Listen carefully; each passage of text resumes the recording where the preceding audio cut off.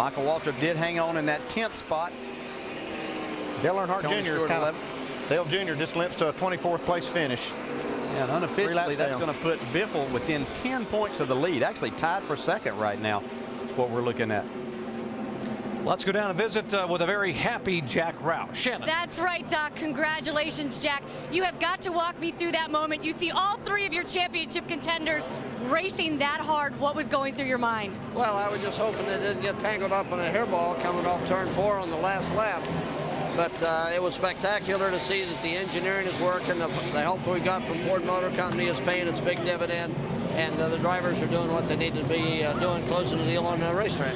You know, Jack, last week, Greg Biffle winning the race definitely made a statement saying he was here as a contender. What does this statement say? Well, it says that we're good at the places we're good at. We knew we'd be good at Dover. Just hope that we can survive Martinsville and Talladega. All right, congratulations to Jack Roush and the whole Roush organization. Shannon, the last 1-2-3 finish for Roush, November 2005 at Texas Motor Speedway. In fact, on that day, they finished first, second, third, and fourth.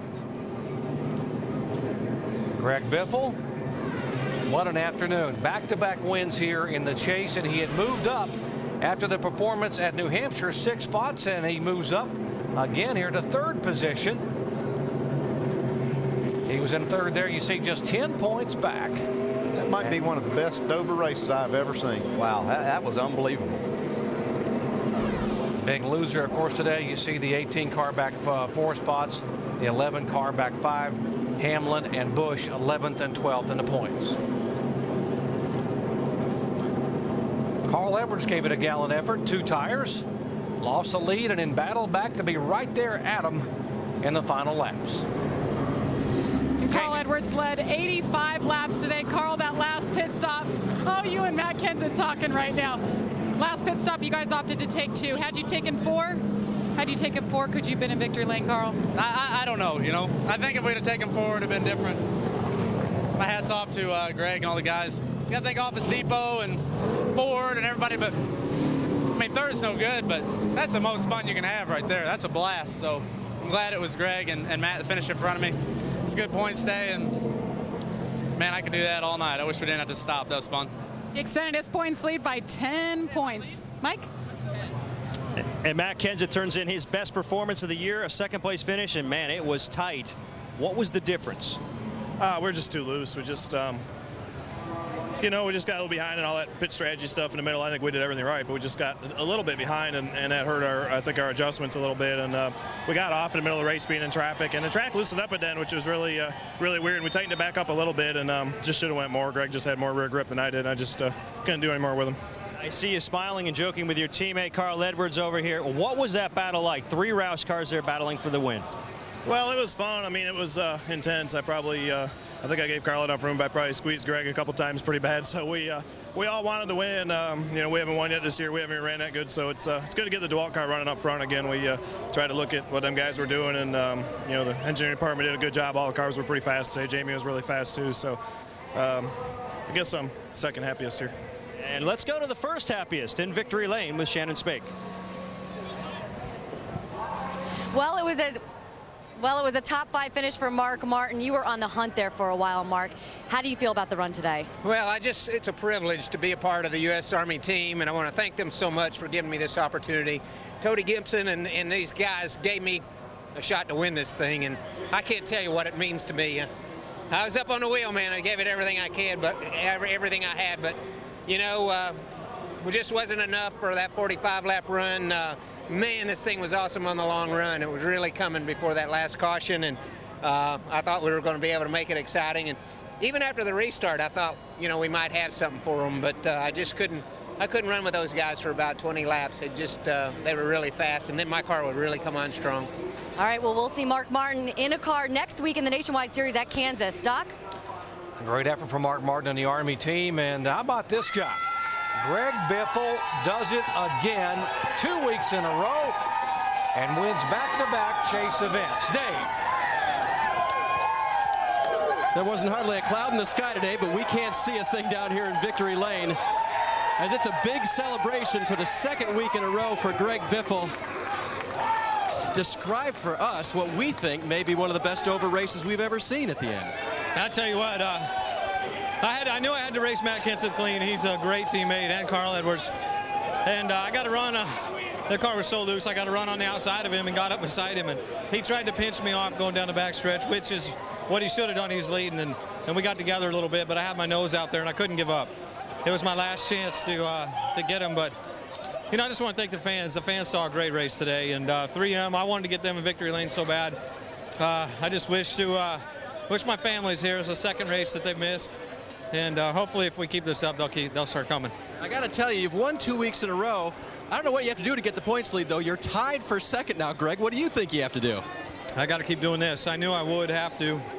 I knew these guys were going to be tough, but Kenneth, our shop foreman, his father passed away today, and we're thinking of him, but man, I can't thank the fans enough for coming out and supporting us, and this 3M Ford Fusion, get this thing in victory lane.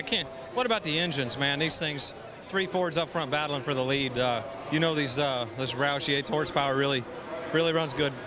He was loose a lot on that last run. He was blinded by oil mid-race, but he made it to victory lane. Jamie? Well, the man who he's tied with second in points is Jimmie Johnson. Jimmie, how'd your day compare to what you told me pre-race? It kind of went like we expected. We knew we were going to be strong. I knew deep down inside that the Roush cars had something special today, and it was going to be tough to beat those guys. And I think throughout the day we made our stuff better, and we were running their pace at the end there. So very proud of the effort today, and you know, a bad day at the office, which it's not really a bad day, but to be fifth, you know, we're doing everything right, and we'll just roll on from here and look at this next 8 with this Lowe's Impala. Of course, consistency wins championship. 4 straight top 5s, Doc. Guys, final thoughts on what was one doozy of a day here at Dover. One of the best races I've ever seen. I guess Greg Biffle thought if you don't win the first 2, you can't win all 10 of them, right? And he's still third place in the points, but man, he's giving it everything he's got. Greg Biffle's a true contender now. And guess what? Where Greg Biffle won a year ago, we are headed there to Kansas City. Alan, Kansas City, here we come.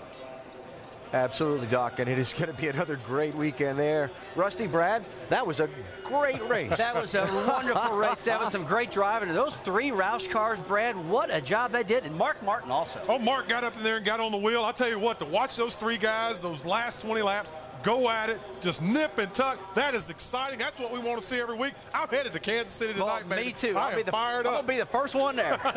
And, of course, troubles on the day for Dale Jr., Denny Hamlin, Kyle Busch. The standings have been shaken up. Got a great chase for the NASCAR Sprint Cup. As we move on to Kansas City next weekend, our coverage starting with the NASCAR Nationwide Series race Saturday at 3 Eastern on ESPN2, and the NASCAR Sprint Cup Series Chase race number 3 next Sunday, 1 Eastern time on ABC. By the way, Greg Biffle has won back-to-back races. He's the defending winner of that event, and I can't wait to see if he can make the three-peat.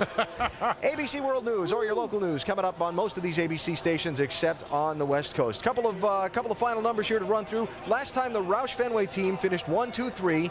Homestead, the final race of 2005, when they finished 1 through 4 on that day. Biffle is the first driver ever to win the first 2 races of the chase. Sounds like they got a lot of momentum to me right now, and Greg Biffle and his team, man, those guys are in great shape. That's as good as it gets. That's the type of racing we want to see. And how about old Michael Waltrip sliding up there, getting him a top 10 today? One of the best runs from Michael. I did get a second place allowed, but boy, I tell you what, this was a good, strong run from Michael. Absolutely. The last 30 laps of this race as good as any that we've seen all season. 3 teammates, Greg Biffle, Matt Kenseth, and Carl Edwards, locked up using all the different lanes on this monster mile. In the end, it is Biffle celebrating a second straight win, and it's on to Kansas for race number 3 in the chase for the NASCAR Sprint Cup next Sunday on ABC. See you then.